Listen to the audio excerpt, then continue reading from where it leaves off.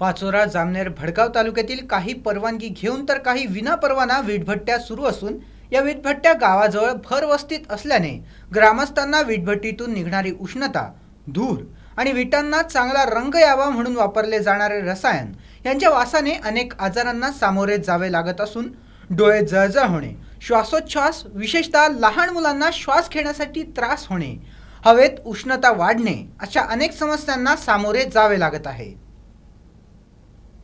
सदर वीटभट्टी मालक कमी खर्चात जास्त नफा कमावण्यासाठी विटा भाजण्यासाठी लाकडांचा वापर करीत असल्यानं या तिन्ही तालुक्यात अवैध वृक्षतोडीचं प्रमाण वाढलंय। दररोज शेकडो हिरव्यागार झाडांची स्वयंचलित यंत्राच्या साहाय्याने दिवसाढवळ्या कत्तल केली जाते। लाकूड वखारवाले 500 रुपये क्विंटल भावाने लाकूड विकतात, परंतु ही खर्चिक बाब असल्यानं स्वस्तात शेत शिवारातील झाडं विकत घेऊन कापली जात आहेत। अवैध वृक्षतोडीच्या प्रमाणात दिवसेंदिवस भर पडत असून गाव शिवारासह जंगलातील वनराई झपाट्याने नष्ट होतीये। निसर्गाचं संतुलन राखण्यासाठी शासन कोट्यावधी झाडं लावण्यासाठी धडपड करत असतानाच दुसरीकडे हा अवैध प्रकार सुरू आहे। लाकडाचा वापर करून विटा भाजणारे वीटभट्ट्यांवर कारवाई करून त्या त्वरित बंद करण्यासाठी निसर्गप्रेमी मागणी करत आहेत।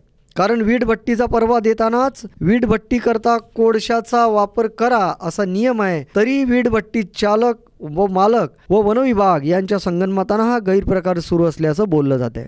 वरिष्ठ पातळीवरून कडक कारवाई व्हावी अशी मागणी आता जोर धरू लागली आहे।